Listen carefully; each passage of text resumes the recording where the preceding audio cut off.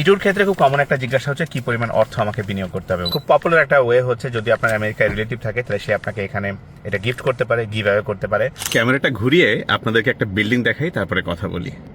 এই যে বিল্ডিংটা দেখতে পাচ্ছেন, এত সুন্দর স্ট্রাকচার এবং সামনের অংশটা দেখেন অসাধারণ সুন্দর, কি চমৎকার তাই না?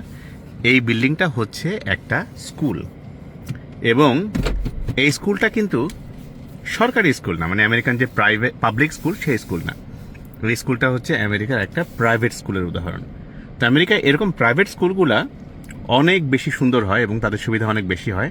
তার কারণ হচ্ছে তারা প্যারেন্টদের কাছ থেকে, সরকারি স্কুল তো কোনো টাকা রাখতে পারে না, কিন্তু তারা প্যারেন্টদের কাছ থেকে অনেক টাকা রাখে। তো এই কারণে পার্কিং লটের মধ্যে একদম ফাঁকা, আমি গাড়ি চালাচ্ছি, এই কারণে কোনো অসুবিধা নাই আশা করি। সন্তানকে একটা ভালো স্কুলে ভালো এডুকেশন সিস্টেমে পড়ানোর উদ্দেশ্য নিয়ে অধিকাংশ প্যারেন্ট চেষ্টা করেন যে তাদের কোনোভাবে আমেরিকা বা উন্নত দেশে তারা আসতে পারেন কিনা। আপনি যদি B1 B2 ভিসায় আসেন, ভ্রমণ ভিসায়, তাহলে সেই ক্ষেত্রে আনফর্চুনেটলি আপনি বাচ্চাকে এখানে ভর্তি করতে পারবেন না, কারণ ভ্রমণের উদ্দেশ্য হচ্ছে যে আপনি বেড়াবেন, ঘুরবেন, মেডিকেল ট্রিটমেন্ট নেবেন, এরকম B1 B2 যে পারপাসটা।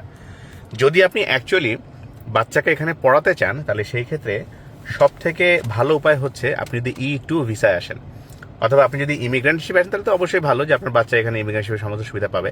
কিন্তু যদি আপনি ইমিগ্রেন্ট ট্র্যাকে যে লম্বা সময় থাকে ওই সময়টা আপনি কাজে লাগাতে চান, তাহলে সেক্ষেত্রে একটা E2 ভিসা আপনি করে ফেলতে পারেন। E2 ভিসার মাধ্যমে আপনি আমেরিকায় এসে ব্যবসা করবেন, আপনার যে বিজনেসটা, আপনার স্পাউস সে নিজে EAD পাবে, সে অন্য জায়গায় চাকরি করতে পারবে, আপনার যে সন্তান যারা আছে তারা কিন্তু এই স্কুলে এরকমভাবে পড়তে পারবে। এই উদাহরণটা হচ্ছে একটা প্রাইভেট স্কুল, খুবই এক্সপেন্সিভ। এই স্কুল না হলেও সে আপনি চাইলে তাদেরকে সরকারি স্কুলে পড়াতে পারেন বিনামূল্যে। সরকারি স্কুলে ট্রান্সপোর্টের জন্য টাকা লাগে না, দুপুরবেলা যে মিল দেওয়া হয় সেই মিলের জন্য টাকা লাগে না, কিছু লাগে না, কারণ আমরা কাউন্টিতে যে ট্যাক্স দিই, স্টেটকে যে ট্যাক্স দিই, ওই ট্যাক্সের টাকা দিয়েই আমাদের স্কুলগুলো সুন্দরভাবে চলে। এবং খুবই উন্নত এডুকেশন সিস্টেম আমেরিকায়। আমাদের যে স্টেম সিস্টেমটা খুবই উন্নত, বাংলাদেশের সঙ্গে আপনি যদি তুলনা করেন আকাশ পাতাল পার্থক্য।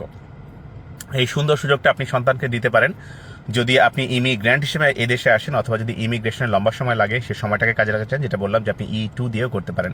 ইটুর ক্ষেত্রে খুব কমন একটা জিজ্ঞাসা হচ্ছে কি পরিমাণ অর্থ আমাকে বিনিয়োগ করতে হবে। ওয়েল, এক্স্যাক্ট কোনো সংখ্যাটা USCIS এর ওয়েবসাইটে উল্লেখ নাই, কিন্তু সাধারণত $80,000 থেকে $120,000 ধরে নেওয়া হয়।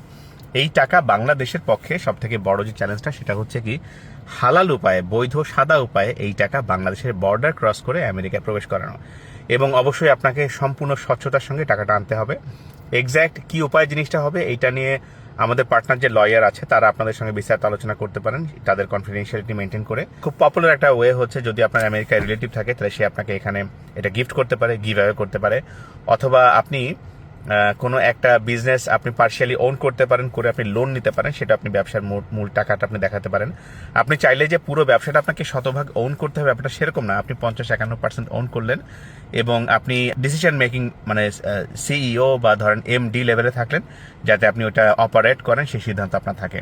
তো এর মধ্যে অনেকগুলো ঝুঁকি আছে, সেই ঝুঁকিটা আপনাকে এস্টাবলিশ করতে হবে এবং প্রসেসটা খুব একটা সিম্পল না, এর মধ্যে অনেকগুলো ধাপ আছে যেটা আপনাকে ভালো করে বুঝতে হবে। তো E2 ভিসা সংক্রান্ত যে কোনো জিজ্ঞাসা এই ভিডিওর নিচে প্রশ্ন করতে পারেন অথবা ইনবক্সে মেসেজ করতে পারেন, আমরা ফিরে এসে উত্তর দেওয়ার চেষ্টা করব। যদি উত্তর দিতে একটু দেরি হয় দয়া করে একটু পেশেন্ট থাকবেন, কারণ প্রচুর মানুষ প্রশ্ন করেন, সবার প্রশ্নের উত্তর দেওয়া সবসময় সম্ভব হয় না, একটু সময় লাগে।